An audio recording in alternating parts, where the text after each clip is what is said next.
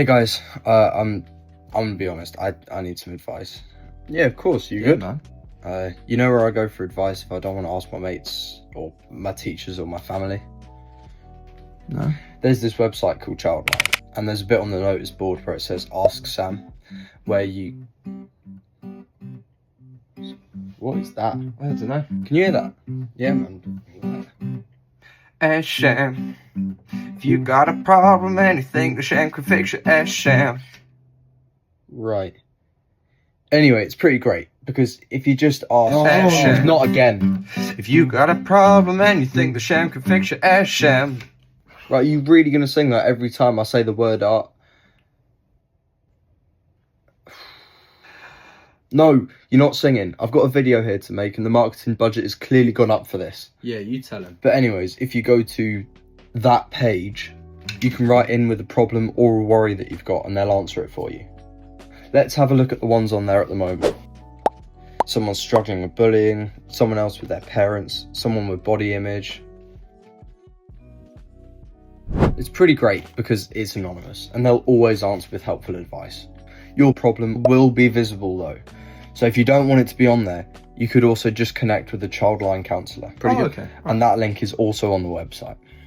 I'll put it all in the description. So if you just want to ask Sam.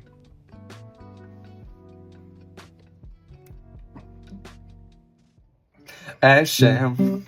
If you got a problem and you think the Sam can fix it, ask Sam.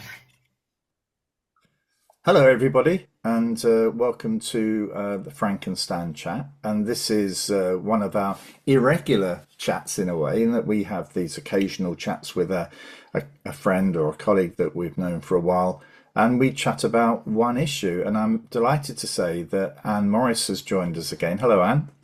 Hi, Stan. How are you doing? Yeah. Well, we've had you as a guest on the weekly Frankenstein chat a number of times. But interestingly, I think it was last year you said, "Oh, we really do need to sort of find a slot for something called Peerscroller," and we've just watched what Peerscroller is, and it sounds really exciting. But actually, I think that it was also some news that we knew Anne because of the work that she'd done on tutoring, and that's changing. So it's quite good for an update as to what is Anne Morris doing, but also to have a chat about what Peerscroller is. So thank you for the time. Do you want to just sort of fill us in as to a little bit of background about you and Yipiyap and where you are now? Is that okay? Yeah, okay. So just a little recap, because it is a time of real change at Yipiyap.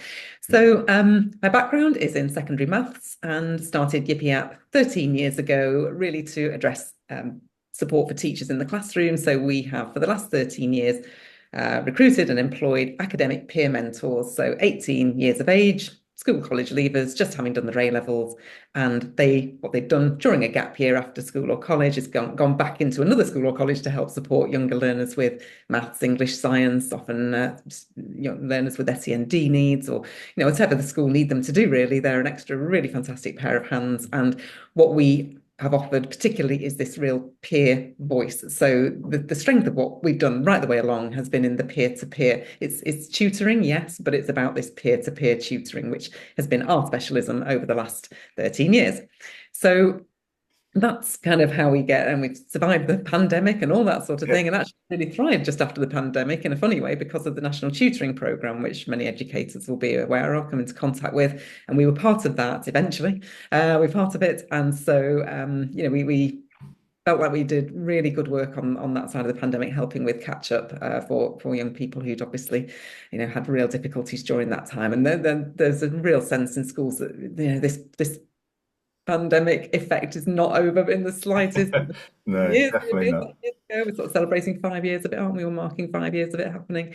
But the truth is that the after effects are still there, and very, very real for schools. So anyway, we've come out of that stage, and the national tutoring programme has finished now. So what we saw, I suppose, coming down the line is that, the whole relationship that schools had with tutoring would change at that point. So Labour government has changed last summer as well. So the whole feel changed.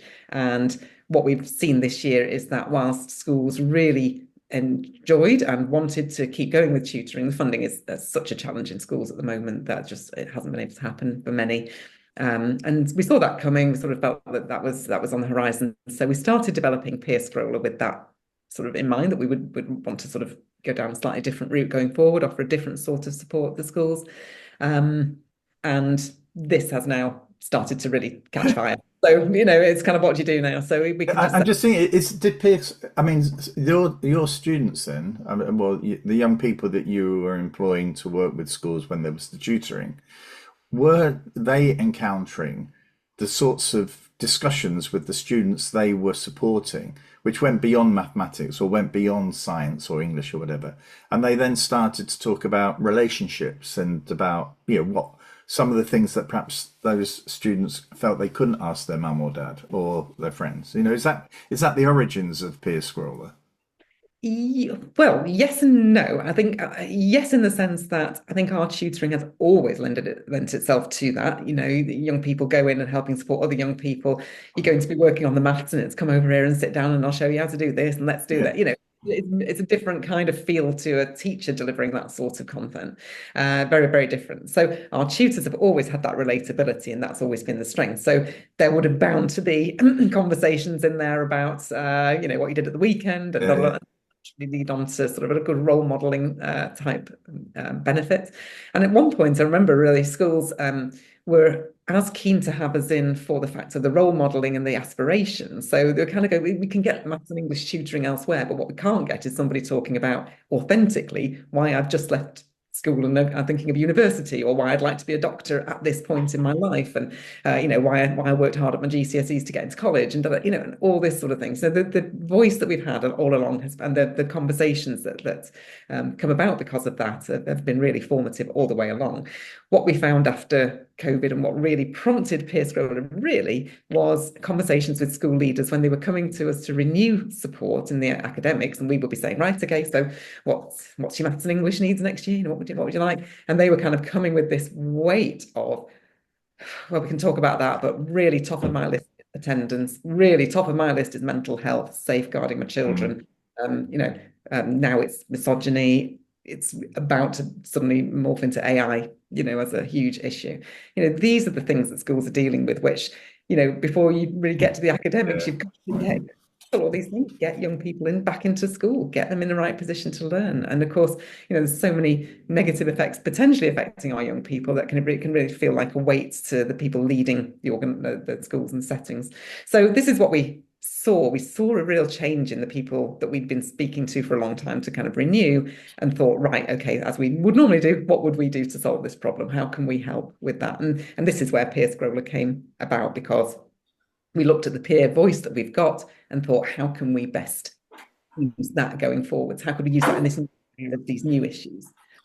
As opposed Yeah. to... So I suppose, but it's interesting though, because I think you told us just before that Yipiyap actually is not offering tutoring anymore. So, you've transformed in a way from that business into a new area of work. We're in ed tech now, Frank. We're in Can't ed believe it, and it's unbelievable.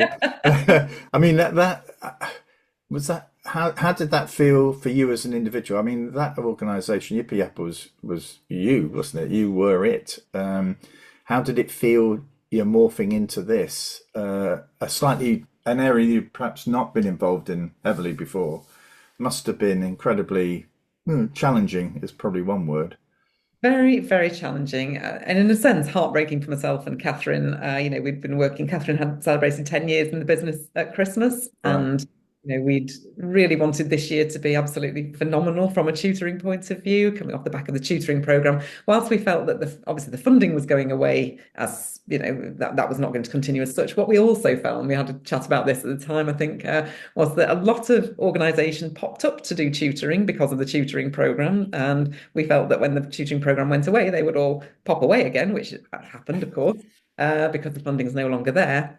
And that would then open up open things back up again to how they were before, really, sort of Yeah. specialist organisations with schools who are going to go and do that, and we are very few. It's not that there's many that sort of look towards schools particularly. Most tutors work privately with parents, and that's the way that they set themselves up. So anyway, we thought that the ground would go back to as it was, and it kind of did, in the sense of people went away that weren't specialist tutors like we had been, but what had totally changed was the funding side of things. The sort of money that's available in schools is just so few and far between that had just totally changed. So we just had to see which way the wind was blowing. I mean, that what it comes down to.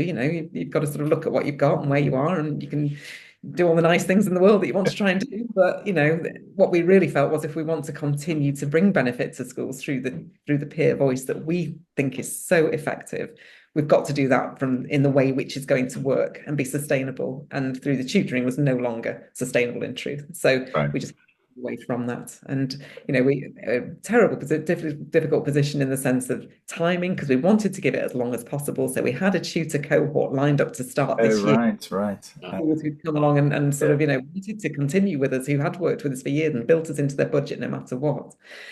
So we had to sort of undo all of that. But all I can say with that is how impressed we were with those young people that we'd brought on to come and do that this year. They were so understanding of the situation and were far more concerned in a way for us, because they'd been through our interview and all. They wanted to work. They loved the idea of working for us. So it's like, oh my goodness, you're having to draw things to an end. Are you all right? My goodness, you've taken a gap year, some people, because of doing this, and we're really, really conscious of that. But I'm so proud of the team. That whole process was handled fantastically, and many of them aren't actually staying with us to come and work on Peerscroller. So that's the thing. We always need this peer voice. So it's how we can do that. Okay. So Peerscroller, would you want to just give us a little sort of intro into what it is? And I'll insert some little videos as well into this chat. So if you're watching on video, you'll be able to see them, and also on the podcast, you'll just have to listen to them, but you'll get a feel for it. But anyway, what is Peerscroller? So Peerscroller is our answer to this. How do we get good information to young people when they're potentially bombarded by such a lot of misinformation, echo chambers, the things that all parents are so worried about? Children don't actually really want that much, I don't think. They want good information, but they've only got a very limited number of places where they actually feel that it's for them to go and get it. And so we sort of looked at this issue as to, the problems that schools and colleges are facing and young people have in front of them, and how can we address that? So at its heart, Peerscroller is a bank of video content. There are currently 550 videos live, if you like, on Peerscroller, but we have about 1,300 that are in total with different stages of production. So you can imagine videos take a little while to put together. So we've got this sort of scale happening. You've turned into a media production business then? Yeah, this is right. Yeah. Like you do. As you do. Just overnight, turned from tutoring into... Who's done the research into what areas you need to cover? Sorry, say again, Frank. Who's done the research, or where's the research come from that said we need to do these most importantly?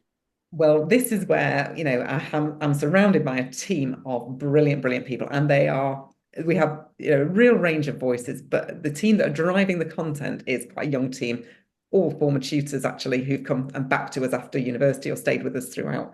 So it's really great. We've sort of got this really fantastic ethos here of doing this. Where we get our steer from, we got it originally, was the PSHE Association curriculum. So we looked at this curriculum and thought, how can we sort of tackle these different topics using our peer voice? So what we came up with is Peerscroller, bank of video content, short form videos. So they're about 2 minutes long, typically between 1 and 2 minutes, and they will deal with a short topic, and they will give information. They will deal with it in an entertaining way. They might ask questions, thought provoking. There'll be all sorts of things in there that young people are engaged by. But then it leans into the educational side of things as well. So it aims to tread this really thin line between educational resource and entertaining media for young people. And so therefore, when they're looking for information, they know it's somewhere they can trust, but it's entertaining enough that they will go and look at it in their own time. And this is what we're starting to see now. So we're very much coming to the end of what I'm now considering as year zero. So when I started it last year, I was not considering year zero, but we've learned so much from it this year that I really do think, we started with an idea and a concept and a few videos to get going. And we've really learned so much and developed it so much during the course of this year that this September coming will be the start of the first real push with it. But yeah, and in terms of just where we get our content ideas from, Stan. So we started with the PSHE Association curriculum, but now we are getting just quite inundated, but everybody who comes to us seems to have their own idea of what they would like on there. So that we're very responsive, and because the video is quite short, because the way that they are created, that means we can turn videos around relatively quickly. So some examples of this would be, there was a college that we're working with that said, very, very specific. We are having a problem with students trolling teachers in our setting. So, can you come up with a video to deal with that? So we did, we came up, we checked the script, we went backwards and forwards a little bit with it, and then we created that video, and that was ready in about 3 or 4 weeks for them to go and use. Really responsive to need. So was that specifically for that college or for that school? So we made it specifically for them, but then everything goes on Peerscroller, so everybody can benefit. There's another college which has that same issue. They've had. Oh, I see. Yeah. So I suppose because that is perhaps another development, isn't it? That you could be responsive to a particular town's requirements or a particular, I'm just thinking about some issues that could break down, social breakdown in a particular region or town.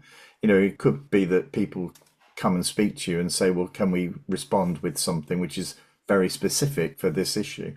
Absolutely. And that is absolutely what we're seeing. So I'd say another area is, so there's a large college group, Activate Learning in Surrey area, and they have worked with us this year. They actually worked with us in the tutoring, so we kind of knew them. And when they heard about this, they're very much on the front foot. They were like, right, okay, we want to be involved in helping steer this and develop it during the course of this year.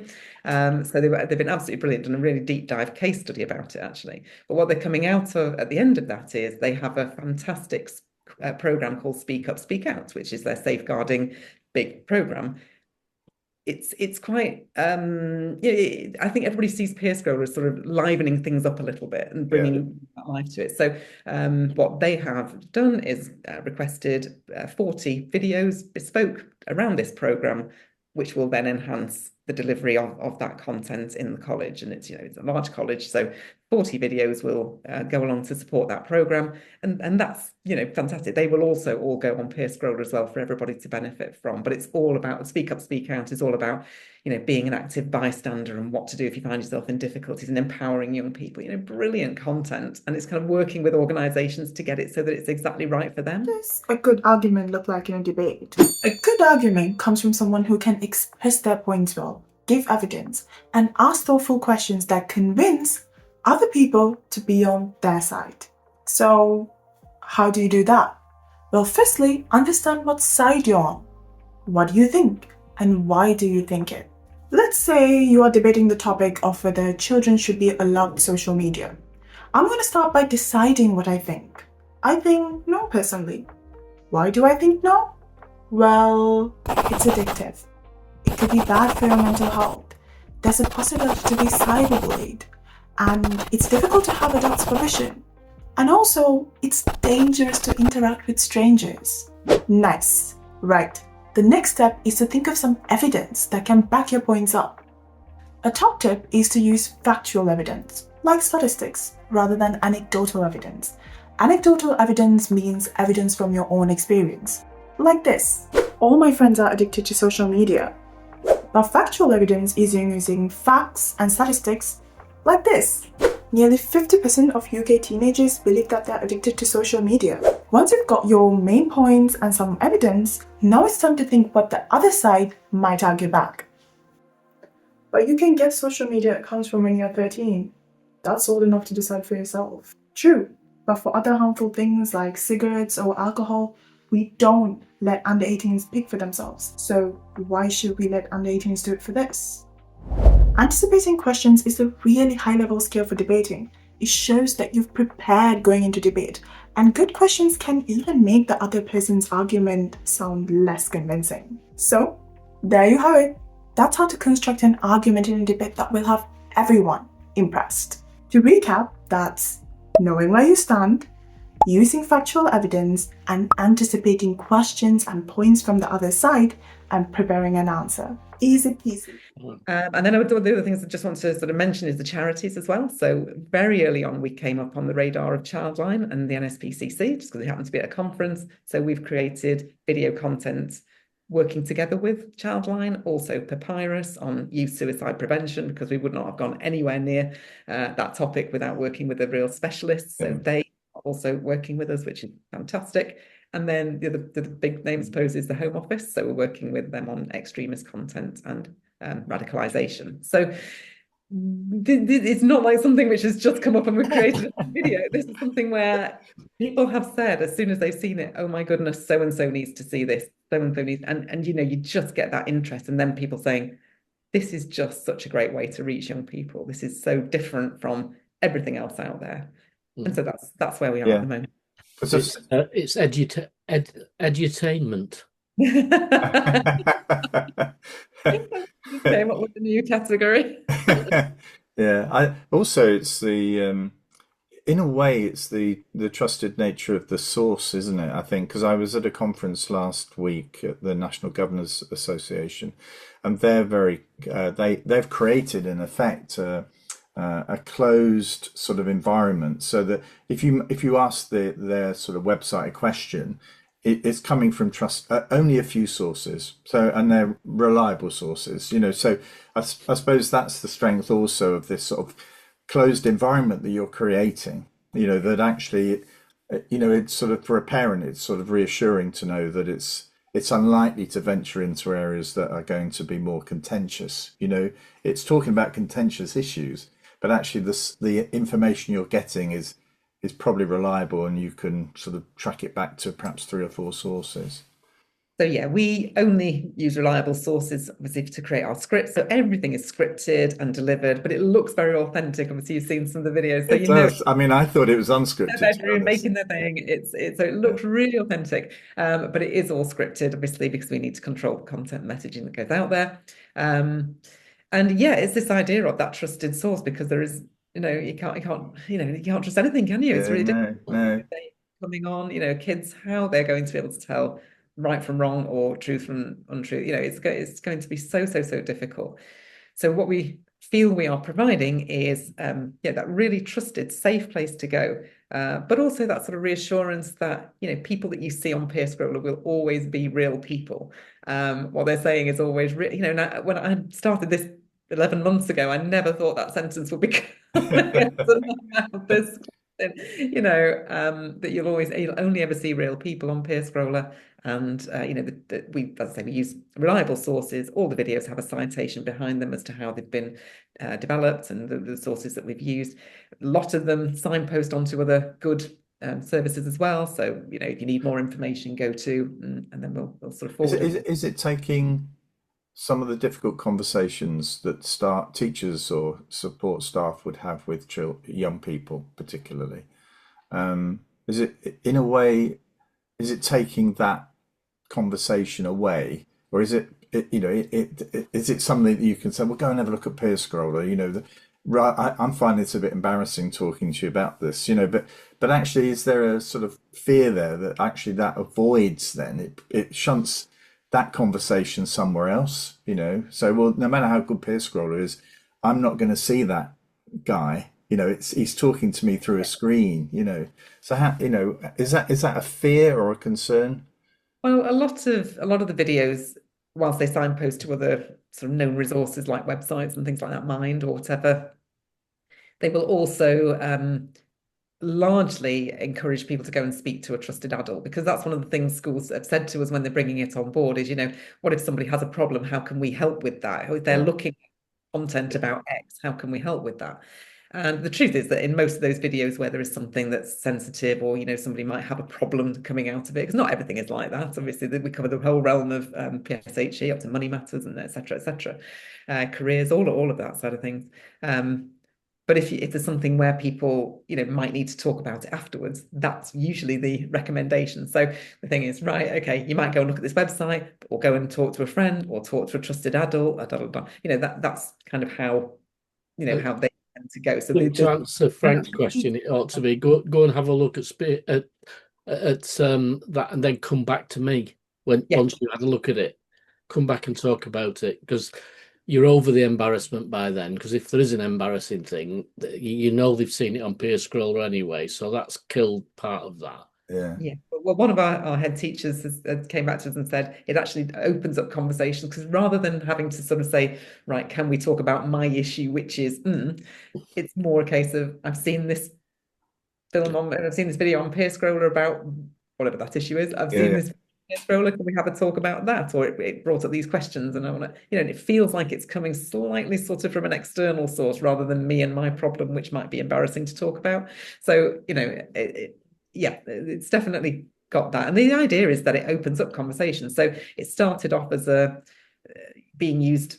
So the idea was it would be used in PSHE lessons. So often for non-specialists to kind of get over this awkwardness at the start.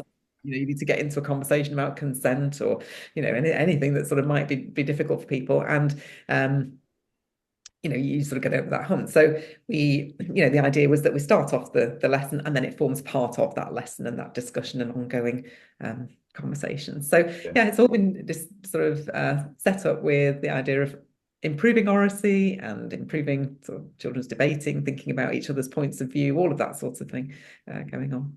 So when did it actually kick off? 11 months ago, or was the launched? Last September. So where are we up to now then, Anne? What's the reach, and and how do people get to find out more about it? Okay, to find out more and to watch some of the videos, which is, it's like, that's what it says on the tin. It's peers and it's scrolling. So you have peers delivering content, which then young people, if they see it on a phone, they can scroll. So if you want to go and have a look, then it's on peerscroller.com. And if you go onto there and look at the organisations page, there's sample videos split by key stage, so from primary up to post 16 on there. And so you can have a look at the content, and that's what really sets it alight. If people do anything after this, if you want to go and spend like 5 minutes, just go have a look at a couple of the videos, that will be the thing to do to know about it.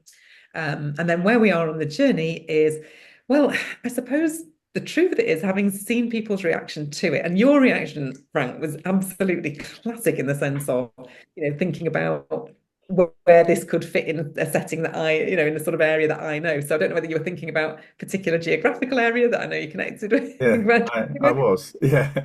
Okay. So that's but people go there quite. So when we see this happening again and again, and if somebody's area is careers, right, what we can do over here. If somebody's area is extremism, what we can do over here. Somebody's area is early help, what we can do over here. And you see this happening, and you kind of got something that people haven't seen before. And so therefore it's, we had to sort of take a bit of a breath and think, how are we going to set this forward going forward? So what we've decided to do is, for the next 12 months, perhaps slightly counterintuitively, is offer it free of charge to schools and colleges.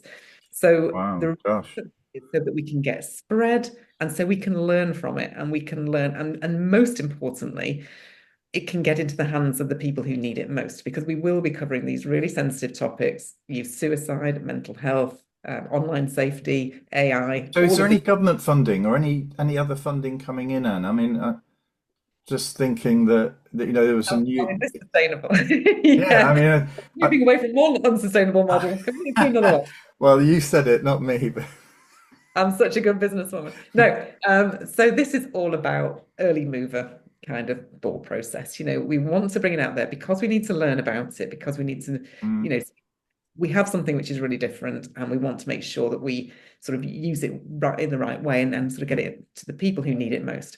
So my view of because I presume that the corollary to that question is, how are you going to then charge for it going forward? Well, I suppose in a way it is. The problem is, isn't it, when you give a school something for free, they quickly love it, because they like the product, but it's also free.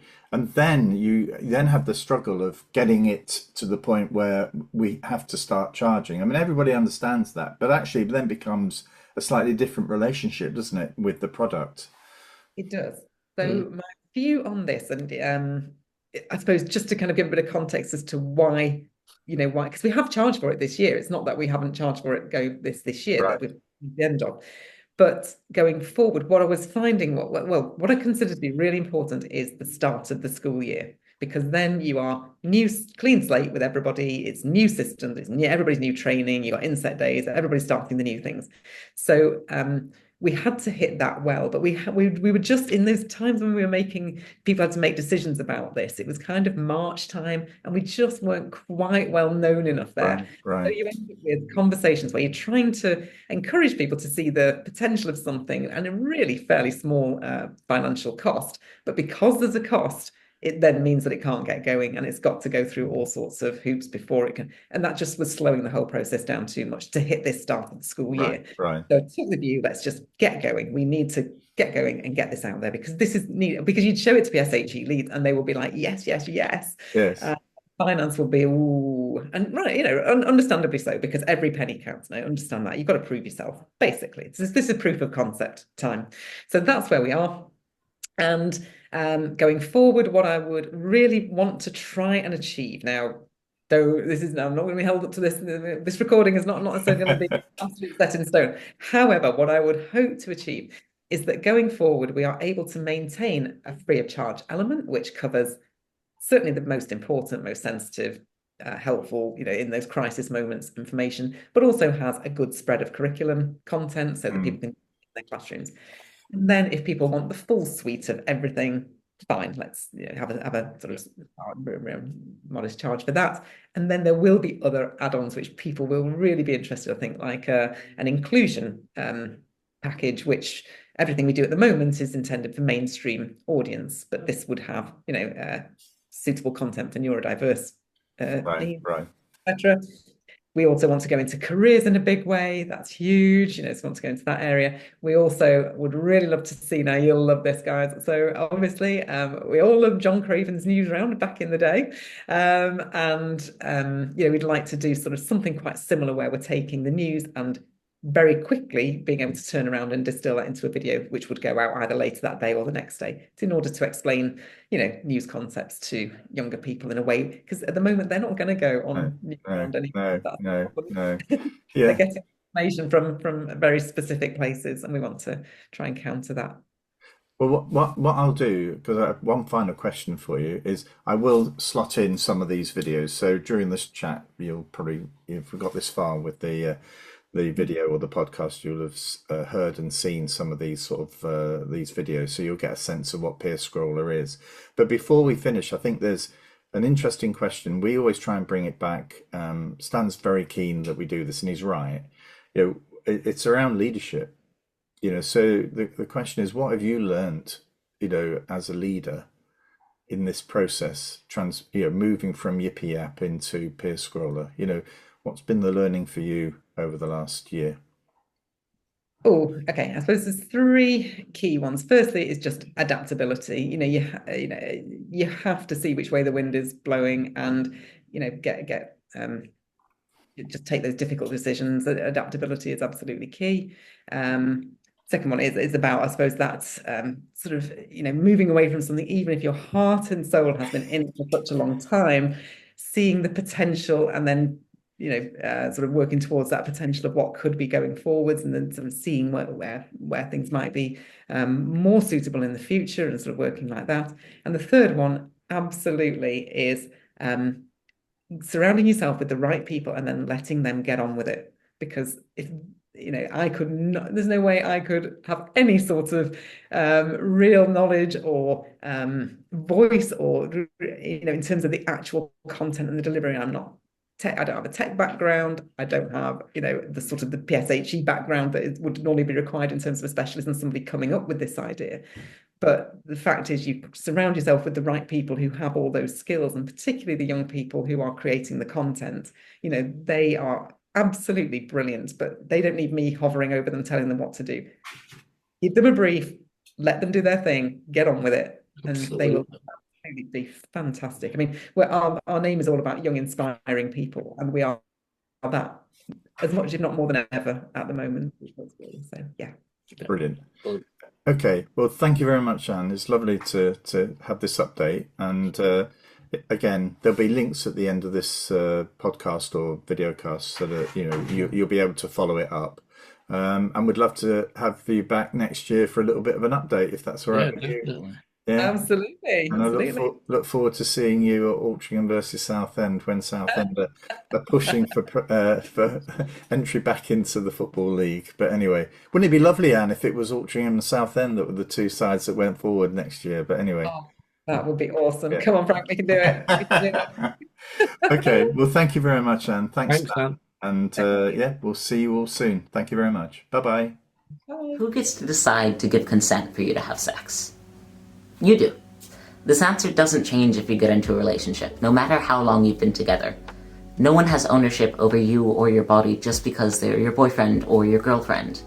If you say no, you say no. Even if they want to have sex, that doesn't outweigh the fact that you don't. It's so important to remember that sex is not something that you owe your partner. And similarly, it's important that they understand it's not something that they owe you. Deciding to have sex should be something exciting, something you're enthusiastic about, not something that feels like an obligation. It's great to get closer to someone, especially a partner, but that should never come at the expense of your own boundaries around your body and your own comfort. Consent is something that you can give, and you can give it as many times as you would like, but remember, it's something that you give to yourself. It's not something that your partner gives on your behalf.